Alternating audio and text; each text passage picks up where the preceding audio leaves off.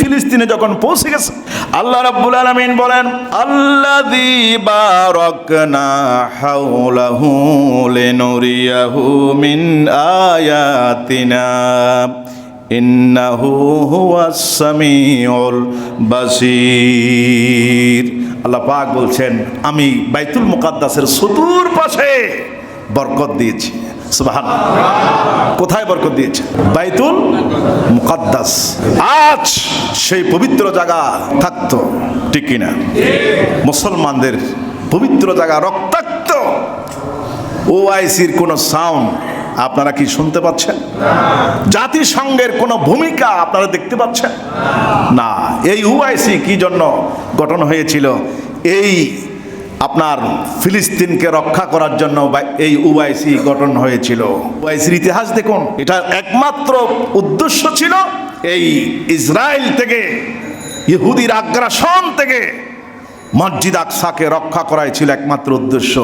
তাহলে সে উদ্দেশ্যের মধ্যে আপনারা ফেল করেছেন, আপনারা পাশ করতে পারেন নাই, ঠিক কিনা? বলেন না ঠিক কিনা?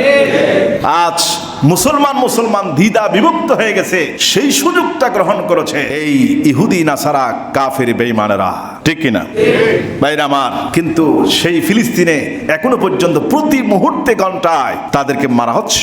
আল্লাহ রাব্বুল আলামিনের কাছে আমরা প্রত্যেক জুমার মধ্যে, আপনারা খেয়াল করবেন, প্রত্যেক জুমার যখন দ্বিতীয় খুতবা আছে, শোনেন আপনারা, সেখানে মুসলমানদের জন্য দোয়া করা হয়। কি করা হয়? বলেন কি করা হয়? দোয়া করা হয়। আর কাফেরদের জন্য বদদোয়া করা হয় এই খুতবার মধ্যে। এটা শুধু আমার এই মসজিদের খুতবা নয়, সারা পৃথিবীর প্রত্যেক খুতবার মধ্যে, দ্বিতীয় খুতবায়ে সানিয়ার মধ্যে সারা পৃথিবীর মুসলমানদের জন্য দোয়া করা হয়। আর আমার নবীর উপর দুরূদ শরীফ পড়া হয়, আল্লাহর উপরে প্রশংসা করা হয়। খুতবা মানে এটা। খুতবা মানে কি? এগুলা প্রথমে আল্লাহর প্রশংসা, নবীর উপর দুরূদ শরীফ, আর সাহাবায়ে কেরাম আশারে মুবাশশারার জন্য সালাতু সালাম, শান্তির জন্য দোয়া করা হয়, আল্লাহ পাকের রহমত বর্ষণের জন্য। আর প্রত্যেক মুসলমানদের জন্য দোয়া করা হয়। আর কাফির বেঈমান ইহুদি নাসারাদের জন্য, যারা মুসলমানদের ইজ্জত নিয়ে টানাটানি করে, তাদের জন্য বদদোয়া করা হয়। তাহলে আমরা মুসলমান জবানে অনেক কথা বলি, কিন্তু আমলের মধ্যে আমরা শূন্যের ক্যাটাগরিতে বলেই আজ আযাব গজব সব নাজিল হচ্ছে, ঠিক কিনা?